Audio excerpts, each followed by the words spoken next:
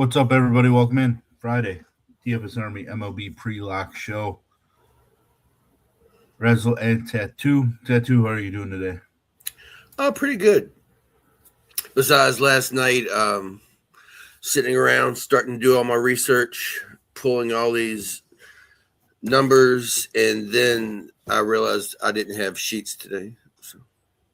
But, I mean, I still have the show, so I still needed to do some research, but I just made notes for nothing. Yeah.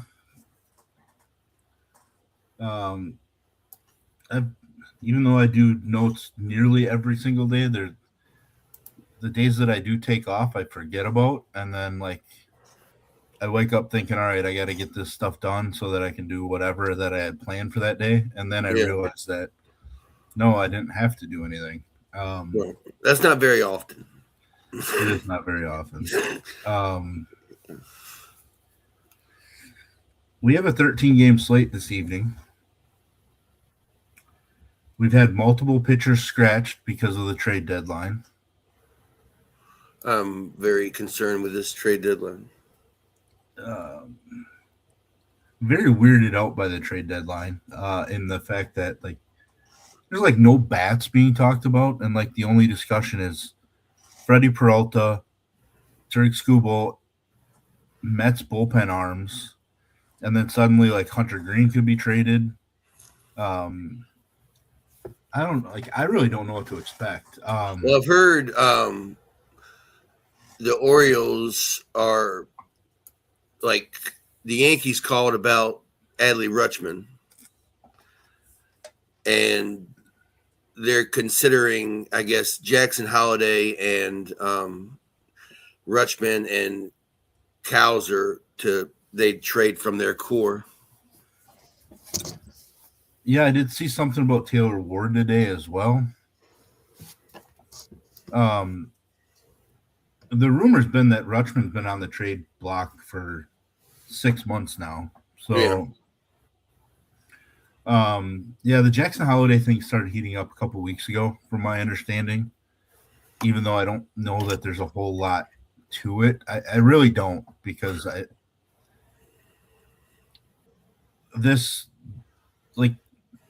the Orioles kind of blew through their number one farm system in baseball to where now they don't really have the depth, that they did a few years ago when they, Kyle Stowers and even Grayson Rodriguez too, and then obviously Kjerstad, Cowser, Holiday, Mayo, Henderson.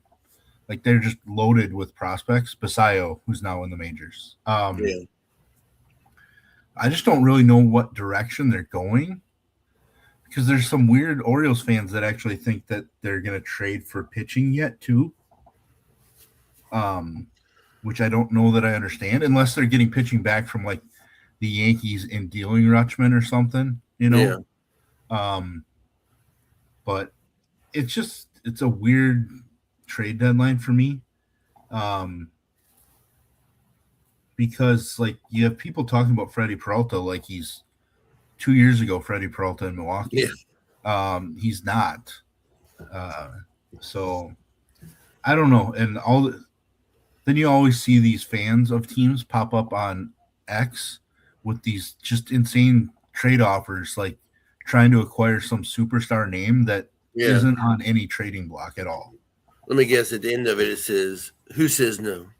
Right. I say no, motherfucker.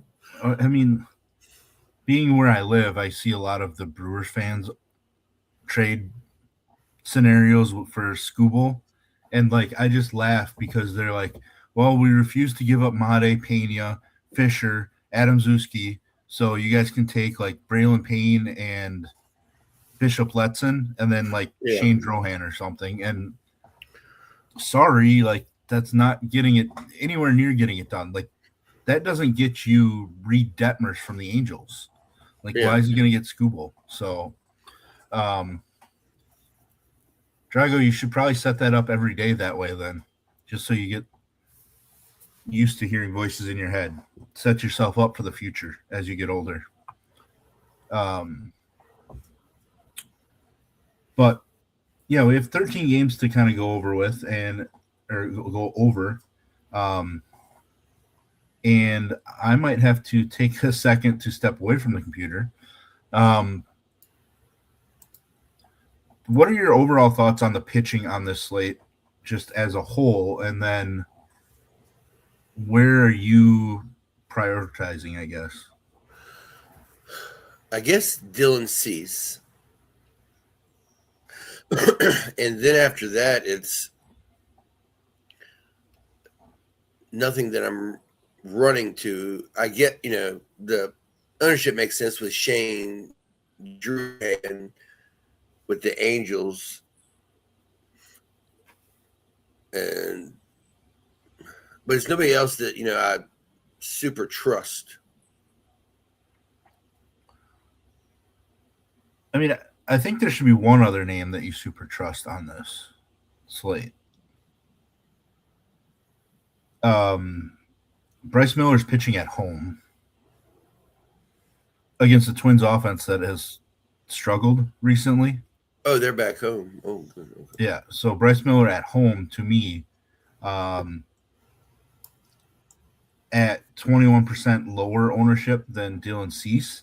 I think Bryce Miller is the best GPP pitcher on the slate.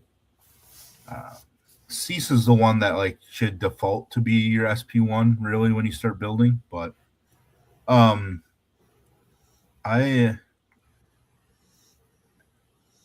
don't love the Shane Drohan 30% ownership on DK. No, that was honestly the first thing that caught my eye when I opened it up. And I was like, "Oh, Chalky Drohan is scary." Yeah,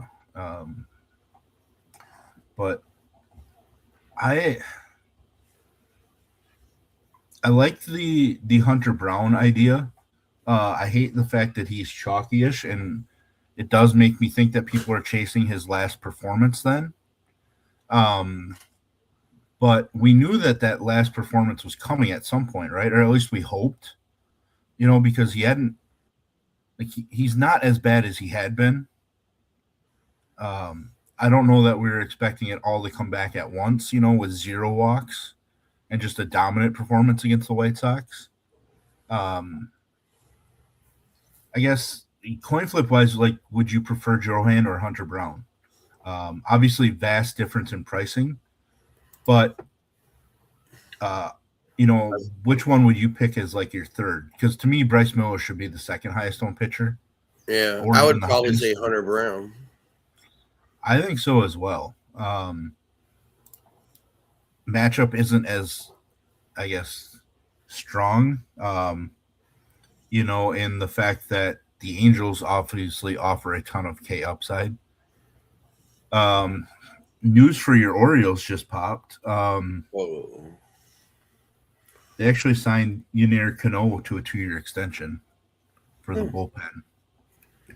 bullpen, which is probably something I would have never thought would pop We up this week. traded for Jake Rogers yesterday. Yeah, after he was DFA'd. Well, I mean, he's hitting a $170, so Yeah. Uh, But that, made me think they're like for catching depth, and I'm like, does that mean you need catching depth because you're going to trade Adley? well, no, it's because everybody's hurt. Yeah. Plus they DFA'd Sam Huff, who I tell you what, I was completely wrong about Sam Huff. I thought him coming up within the Rangers, he was just going to hit a bunch of home runs at the major league level. And he just has not been able to figure it out offensively in the majors. But yeah, to get DFA'd and then be replaced on the roster by Jake Rogers, who can't hit, probably is a kick to the balls, really. Yeah. But, well, really, he was DFA'd and then they called up Yohel Pozo from AA, who I don't know when they required him from St. Louis. That's something that might have just completely slipped my mind. Maybe it was even in the offseason and I wasn't aware. Yeah. But I don't know. They're scrambling for something, right? The Orioles just each year seem to have injuries to catchers. Other teams have injuries to certain positions all the time. I think the Orioles, it's the catcher position and maybe first base because because I don't know if you heard that Ryan Mountcastle was warming up to make his first rehab appearance, and he did something to his oblique that might shut him down for the entire season on a rehab start or before even starting. So, yeah. Anyways, I mean, I could talk for an hour about trade stuff and all that scenario, but We need to do a show on the trade deadline. might have to. I don't have a whole lot going on this weekend, so maybe I have to do one because Monday we'll be doing a live show. Yeah. I'd have to look at timing wise. Maybe I just stay live after or something and just, I don't know. We'll figure something out because Just there's keep going to up be a with all lot the of things trades. this weekend that, affect us from DFS purposes that pop Yeah. up, just like Peralta getting scratched, Casey Mize getting scratched. They haven't been traded yet, but, it's the possibility of being traded. What do you think of your guy, Brandon Young? Somebody like Foster Griffin as well. Those are two names that I have written down for this slate. I do like both of them a little bit.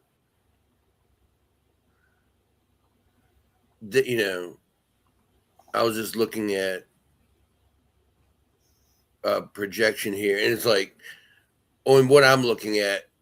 I mean, Cease and Miller, like you said, are by far and away the top two pitchers. And then I was looking, and I was like, damn, between like Evaldi, Drohan, Young, Hunter Brown, like they're all pretty much projected about the same.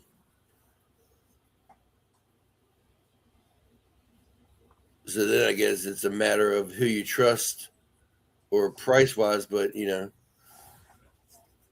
is probably about the cheapest, if you don't trust Drohan. Yeah, I think, man, it's kind of gross. Like, I obviously have it sorted by point per dollar right now, current projection wise. Like, it's clearly Cease at the top, then some Drohan, and then it's a lot of very similar across the board, like you kind of referred to. I like Foster Griffin a bit more than Brandon Young because Schwarber is back for Philadelphia in their lineup today. Foster Griffin, the Braves just have struggled enough against left-handed pitching, but the problem is Foster Griffin could be dealt at any point too. Yeah. Like there was talk about him being traded, and then there was talk about them extending him. But then I think the recent talk came out that they aren't going to sign him to an in-season extension, which then to me tells me that they might trade him because they are shopping Luis Garcia Jr. as well. So I have a little bit of a worry that Foster Griffin goes like 3 innings, looks super strong, and suddenly gets pulled because there's a trade that's lined up at that point. We have seen that happen before with pitchers. So that's a little bit of a worry, but the fact that he's 5% owned, I'm super interested in just because like the Braves have underwhelmed against left-handed pitching.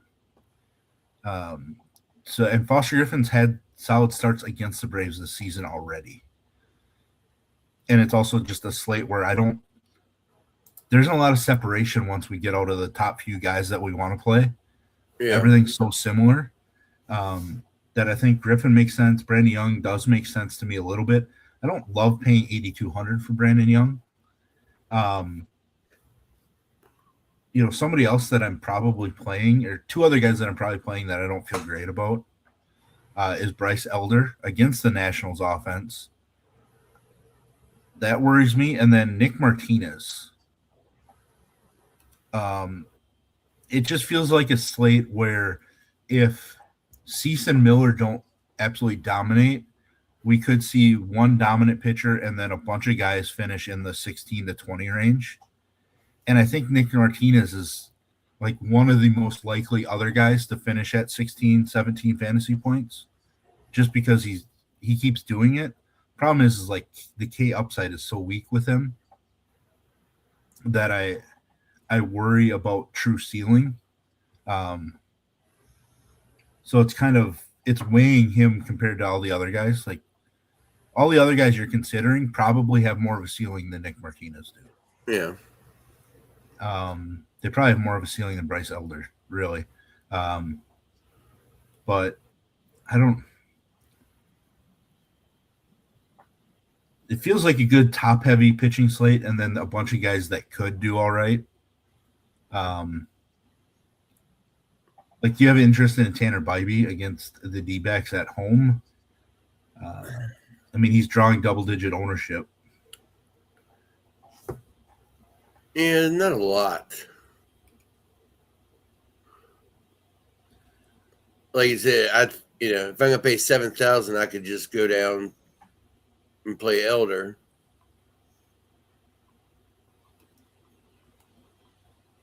Yeah, I have to pretty much agree with you. I don't really like Bybee right now. Arizona doesn't strike out a whole lot. They strike out more against right-handed pitching, so like I guess that helps him. But still, it just doesn't feel like a spot where I want to play. But maybe I'm just kind of overlooking it, and maybe he is somebody similar to Nick Martinez in like he could get us the 16, and work out if two of Cease, Miller, Hunter Brown don't go off, or three of those three plus Evalde. You know what I mean? Like, yeah. The problem is like the farther we go down this list, the more we need from other guys to not pay off. To have struggles, and it's harder to see. But I guess we technically don't have a bunch of elite options, so maybe we do get because we have seen Hunter Brown struggle, right? We've seen Evalde give up home runs, and Houston has a ton of BVP in their favor, even though Evalde's had one really good start and one solid start against Houston this season. It's one of those slates where like I can't see some of these things happen, which means some of those things are going to happen.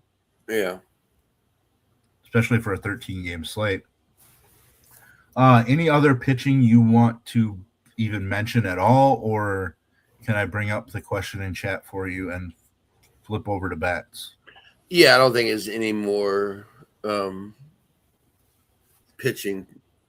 I guess I will bring up one other name, and it's somewhat gross, but also like he's used to pitching in big games coming from the Phillies. Ranger Suarez against the Dodgers.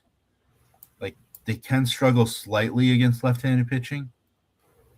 The problem is Suarez only threw 60-some pitches in his first start back last time out. So, like, I think he's just going to be too limited for me to be interested in. Ken Kniff wants to know who your favorite main stack for DK single entry is this evening. Let's see.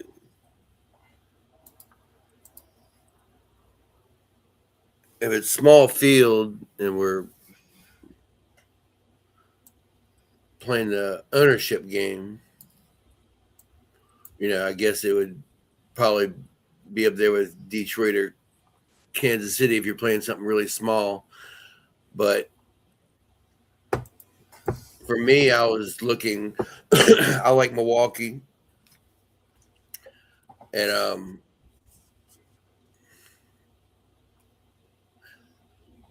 I don't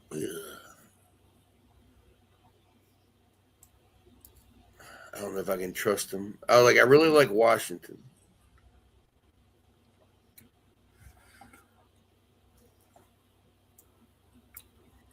Washington at that ownership is super interesting for sure. I think it's Detroit. Really, I do. Yeah, I was like, for a single entry, if it's smaller field, you kind of gotta eat some chalk. I just think there's ways to make Detroit super cheap from a stack standpoint, even though their average salary is in the top third on this slate. like you have Javi Baez who's coming back from the IL, swinging it really well. If they have both catchers in the lineup, you can use Valencia over Dingler. And then Hao Yu Lee as well has been swinging it well against left-handed pitching. So I think it's Detroit. The other team I was considering throwing out for a single entry would be Colorado. Yeah.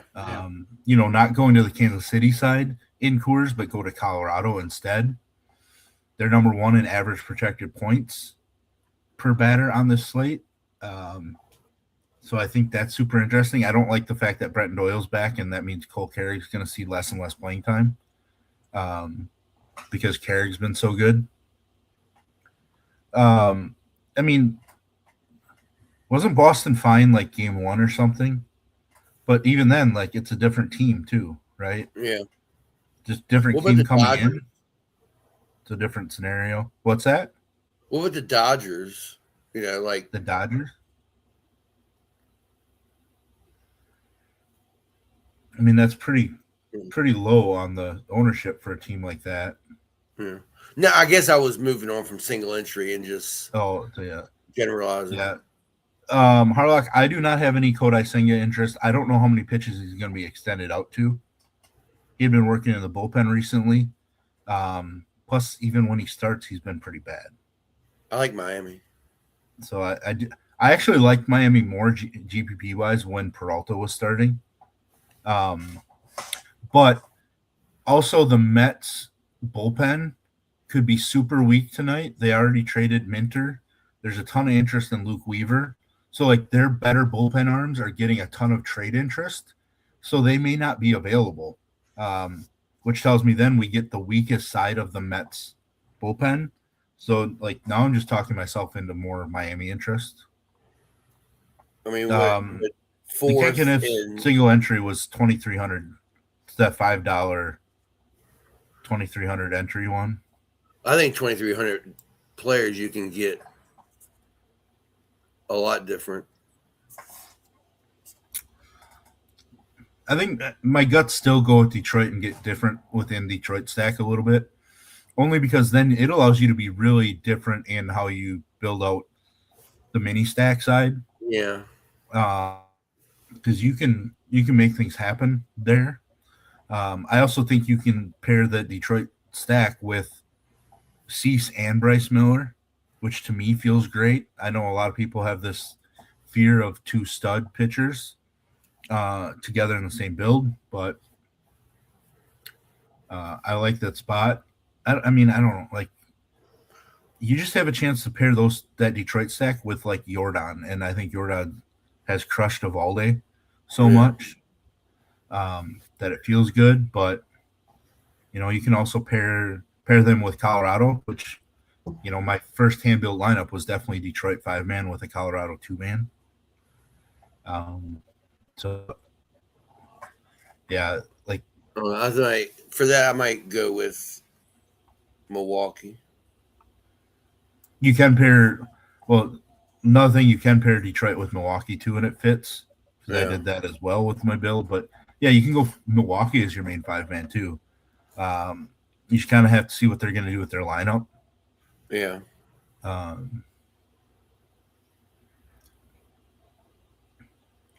But man, what are you doing with like? It's one of the questions I had myself was, what am I going to do with a team like San Diego? And the reason I asked that is 7 to 10 days ago, they were on fire and hitting a bunch of home runs. Yeah. And now those home runs have kind of fallen off of their last 7 ISOs and OPS numbers. But, like, they're taking on Carson Whisenhunt, etc. So, like, is it a spot to use San Diego? Is it a spot to just fade them as they've fallen off a little bit? Yeah, I mean, San Diego is always one of those teams that I have trouble trusting. So it would probably just be easier to just like, man. I mean, it's so many teams I like more than them. Yeah, I think I'm kind of similar. I think I am going to sprinkle in some San Diego stacks, but it's more to cover myself a little bit, to help like increase my exposure to like Renifo, Merrill, Machado. Um, but yeah, like I mean, Ty France has stopped hitting home runs, which we would have expected. Um, I mean, what I do you? would say, like they're not in my top 10. I'd have to look. They might be. I mean, they're a tier 3. It's not like I push them super high. Yeah. I was Um, thinking, like just quickly looking Milwaukee better, Colorado better, Kansas City better, Houston better, the Braves and Washington better, Miami better, Detroit better, the A's better, the Dodgers better. yeah, I just looked at my rankings, and San Diego didn't even make my top 12, so that changes it now. Um, like, what are you going to do with Atlanta? Right, like that's I kind like of one that of the big game. spots tonight, right? Like Atlanta versus Foster Griffin, who wins out in that scenario? Um, You know, it's always hard because you never know if a pitcher's feeling it or not. yeah, One of the um, shittiest pitcher could go out and just be dealing because he feels it. But um, Atlanta was a game like I like the whole game. like I I'm gonna stack Atlanta, but I'm so torn, right? Like at this point in the season, what do we believe more? Um, how the guys are performing through 4 months of this season versus left-handed pitching, or what we've seen them do the last couple of years combined, right? Like Ozzie Albies is much better against left-handed pitching traditionally. Austin Riley used to destroy left-handed pitching, suddenly can't. Acuna used to destroy it, but like he's just been so overall. Like their two best hitters against left-handed pitching has been Drake Baldwin and Michael Harris. And in previous years, Michael Harris has not been very good left on left. So it's just that the lineup falls off at the bottom part against left-handed pitching. Like I mean, Eli White can hit left-handed pitching, but it's not somebody you're afraid of. Yeah, yeah, yeah. I didn't see the lineup. I don't know if Baldwin's DHing or catching, but if he's DHing, that means Joey Bart's catching. I don't know who's playing shortstop. Like if it's Jim Jarvis, I don't know. Like Let's see: Baldwin catching, Bart catching, Jim Jarvis shortstop. yeah, so I don't know. Yeah, It's just one of those spots to me where like you feel like Atlanta should wake up at some point, but maybe they're just not going to this season against left-handed pitching. Um, but I don't know. Like even the Mauricio Dubon isn't that good against left-handed pitching this year. He's done all of his damage, his hot streaks were against right-handed pitching. So Atlanta, that whole game really kind of stands out to me as the one that could make or break this slate tonight if you're in the right spot, because I think, like we've already talked about, both pitchers are certainly viable, especially Foster Griffin, but like both offenses are super dangerous. So like if you get that game right in your runs, or if you're only hand building, 1, 2, 4 lineups or something, like you have to take a stand and decide how that game's going to play out.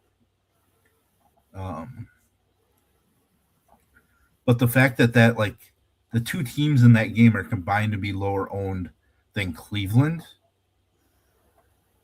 who doesn't exactly have a potent offense, yeah.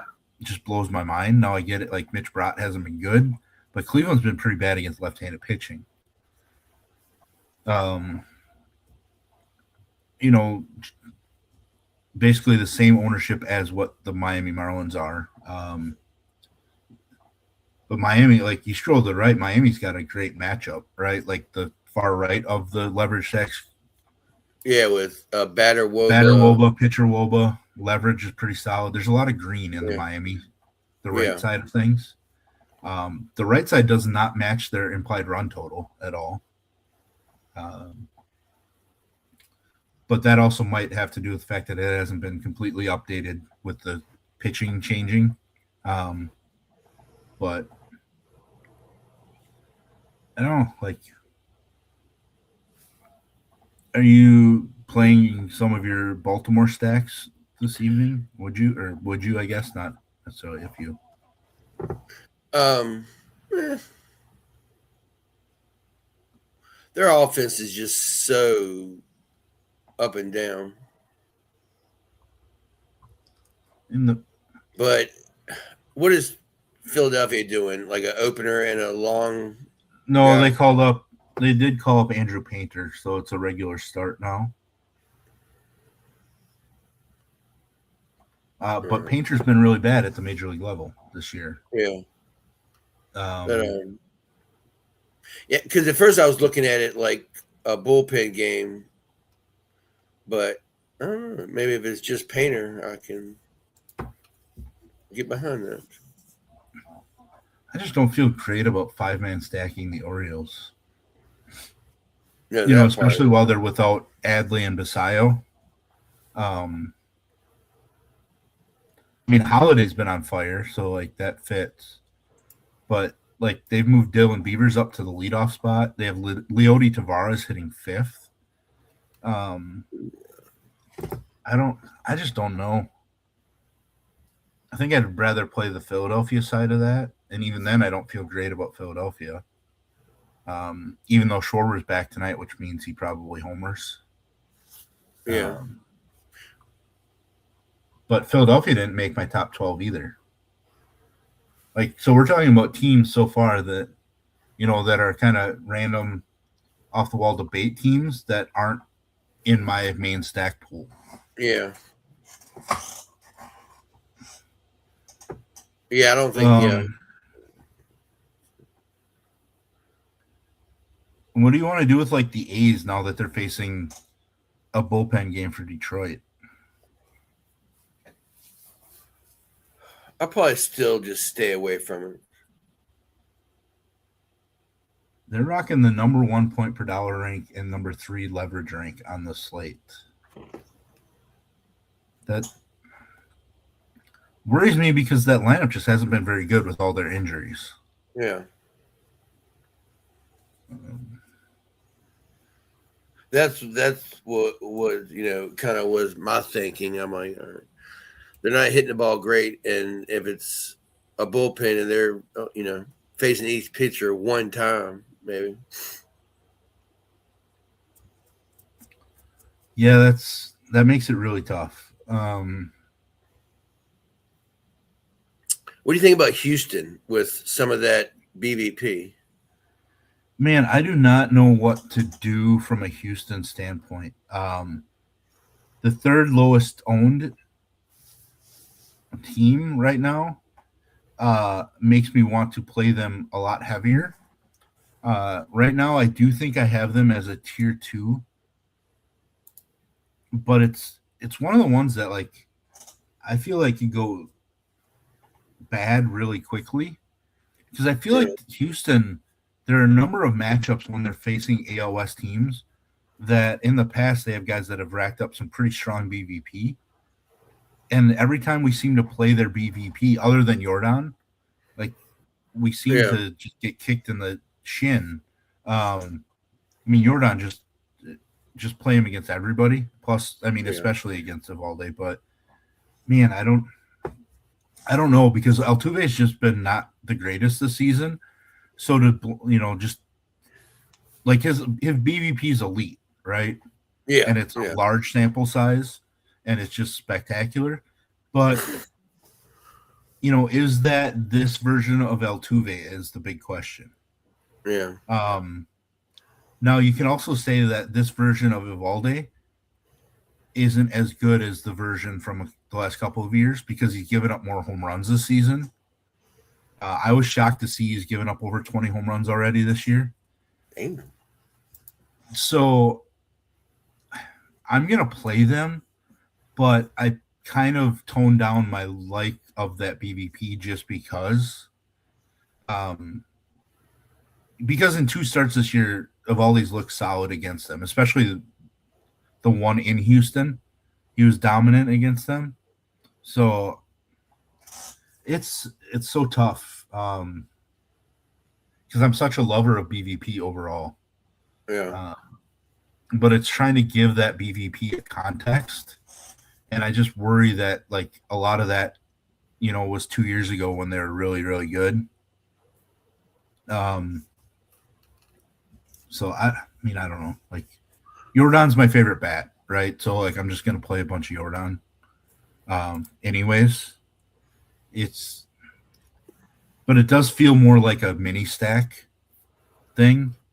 The Jordan with his Altuve, BB Jordan did with not get him any ownership bump. He's at 0.32. yeah.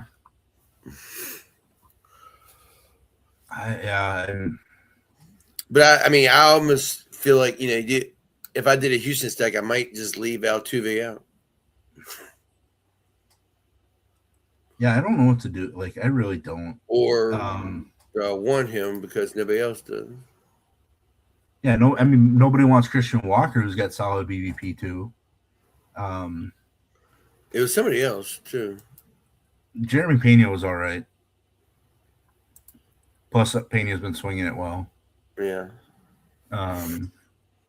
So I mean, I feel better about the mini stack side. I really do.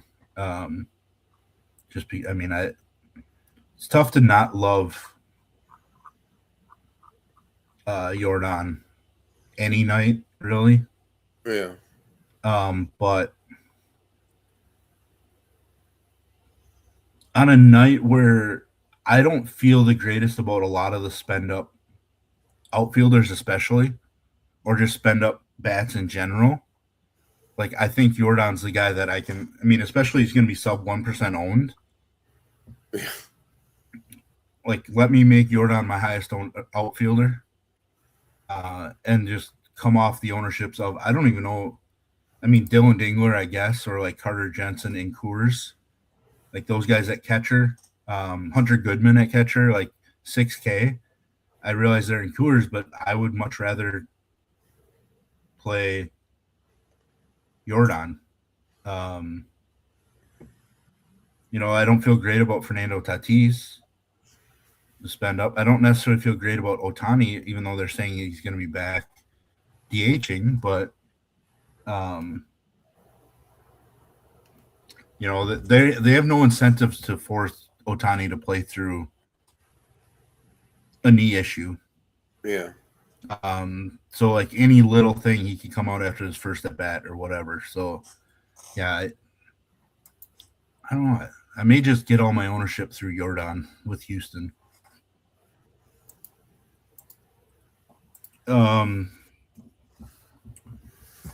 Any other team that catches your eye? I mean, you're going to say the White Sox, but No. Martinez just doesn't give up a ton of things. No, I don't think it's really anybody that we didn't really cover.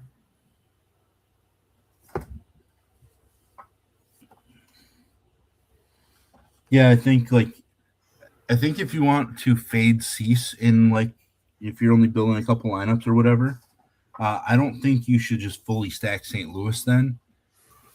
I wouldn't mind a 2-man St. Louis, in case you get the right combination that gets to him for a home run or two.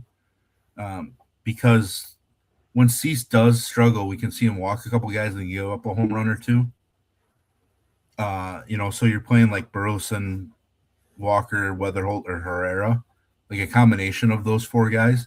But I just don't think you want to get cute by fully stacking St. Louis. Yeah. I don't really think you want to get fully cute or cute by fully stacking Minnesota either. Who's the second lowest on the team, even though Bryce Miller is fourth in pitcher ownership or fifth or something. Like, of the teams in the top 7 or so, Which one would you go with the fade on tonight? What was it was the hitter in the top 7? No, the team in the top 7 of Team. total ownership.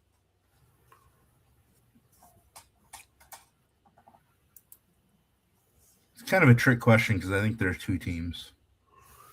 In the top 10 that I would fade. Well, San Diego. Are they in top 7 on FanDuel or what? Oh, 7. Oh. Yeah, as you said. They're a little farther down. Colorado. Basically, Detroit down to the A's, I think, unless I have to refresh. But I would probably fade the A's in Cleveland. I think I'm Kansas City and Cleveland. I just obviously don't play Kansas City a whole lot, right?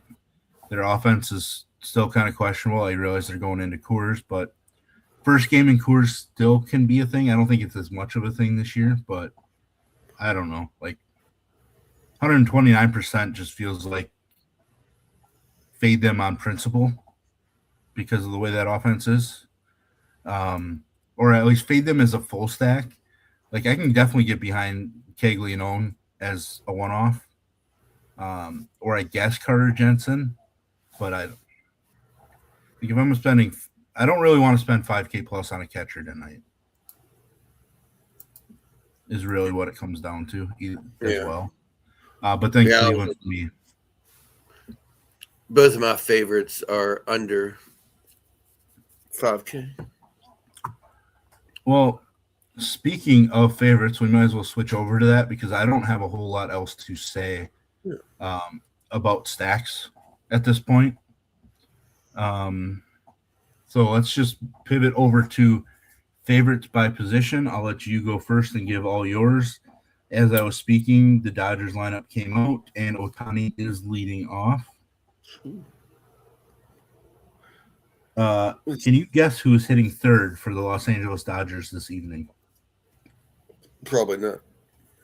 Not without cheating. Yeah, I don't think you're going to be able to. It's Miguel Rojas. God damn it. That was who I was going to say.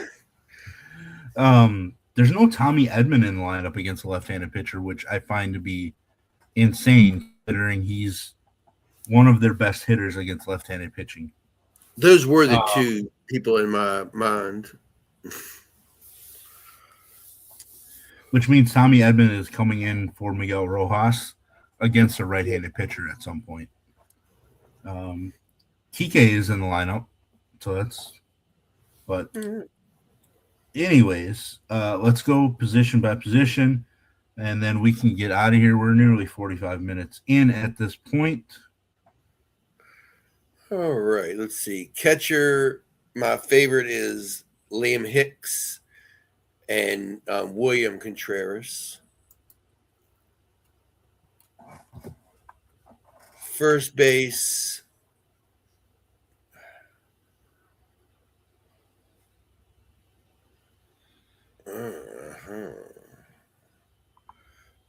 first base is probably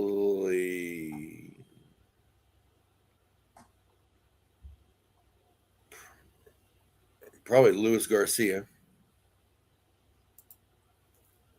Second base,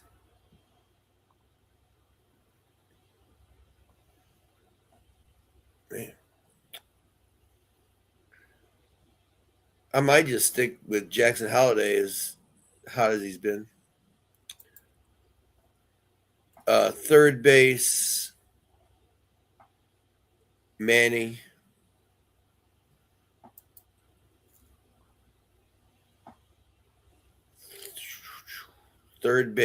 Shortstop of CJ. And in the outfield, let me jump in. I made it shortstop too. I like Betts. 4 for 10. In the outfield, assuming he's in the outfield too, Jock Peterson. Mm-hmm. And obviously Jordan and Corbin Carroll, Dylan Lyle will probably be some of mine. When I don't do the sheets, I don't have everything as compact in my head. Right. For me at catcher, it's probably going to be either Liam Hicks, who you mentioned, or Eduardo Valencia for Detroit if he's in the lineup. Has been destroying pitching and is the main reason why Detroit got rid of Jake Rogers. I mean, part of the reason, I guess, Jake Rogers in the batter's box is part of the reason also why Detroit got rid of him, even though he was Scooble's personal catcher. First base my play is Kyle Stowers.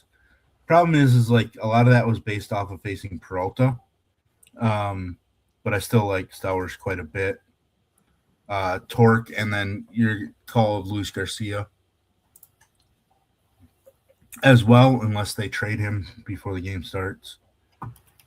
Second base, I thought you were going to skip over Jackson Holiday, so I was going to be happy to take him, but a guy that probably gets overlooked because, ironically, I think that second base is a very strong position tonight, which is just almost never the case for me. Yeah. Cole Young hitting leadoff generally, maybe, has been swinging it pretty well, and Zebby Matthews has been bad on the road. Third base is the position I hate the most tonight. Vaughn Grissom is my favorite play. OPS of over 1,100 over the last week. So he's cheap enough at 3,200 that I think he fits. Otherwise, How You Lee for Detroit against left-handed pitching has been pretty good. Shortstop, it's Javi Baez for me. Has hit springs before, 5 for 9 since being activated from the IL. Otherwise, obviously, you have Mookie Betts, you have CJ Abrams. You have Willie Adames and is 6 for 13 with 4 home runs against Herman Marquez. And some interesting P. Outfield-wise, Jordan, obviously mentioned him multiple times now. Jack Caglianone. Lawrence Butler for the A's, one of the guys that has been swinging it pretty well. OPS over 1,300 over the last week. And if Luis Lara is in the lineup for Milwaukee, I like him a bit this evening. All right, why don't you give out your dongs to some people and we can get out of here and be back on Monday at some point to talk baseball at that time. Well, first we'll go with Mickey Moniak at home, as we always should. I like the aforementioned Luis Garcia, Kevin McCongle,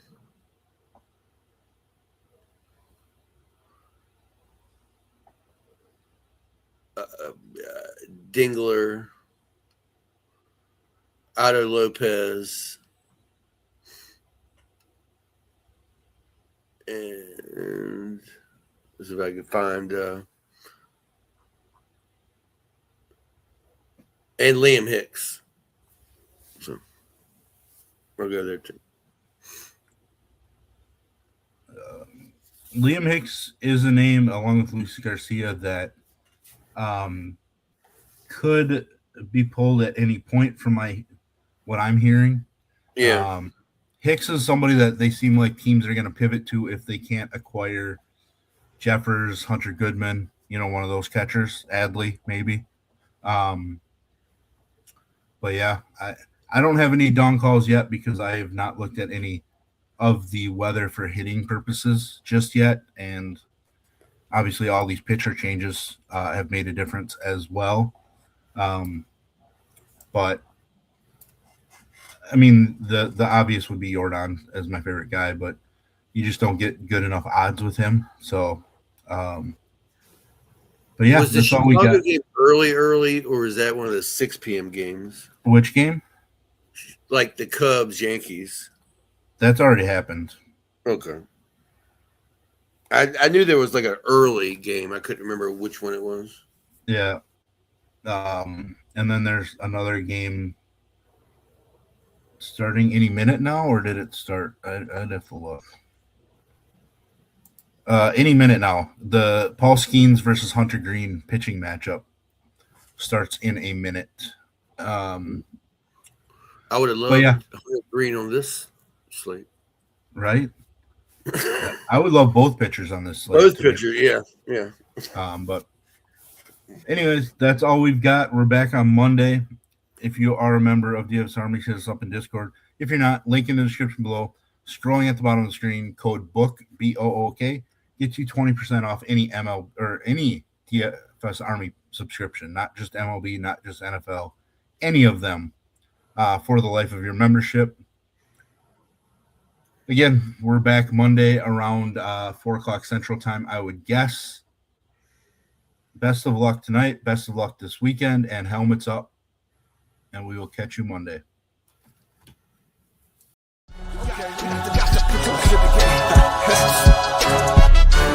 Got the best coaches in the game. We really ain't playing. We regroup up in the Slack chat where the coaches debrief. We be piecing these puzzles, occupy the chunk of the pie. Ain't no lie when we hit the block, helmets, casket is top. You be seeing helmet after helmet, helmet after helmet. First place, second place, fifth place, eighth place, 12th place, 15, 16, 20. So many helmets, you got blurred vision, we got too many. Tick your tech. Oh man, shit. They got us fucked up. Army, regroup. We pledge always to have that edge. We don't fire warning shots. Competition just dropped. We locked and loaded before lock. Whatever the time, yeah. Do you even correlate? Being the best requires a willingness to outwork your competition. There's always someone smarter, faster, sharper.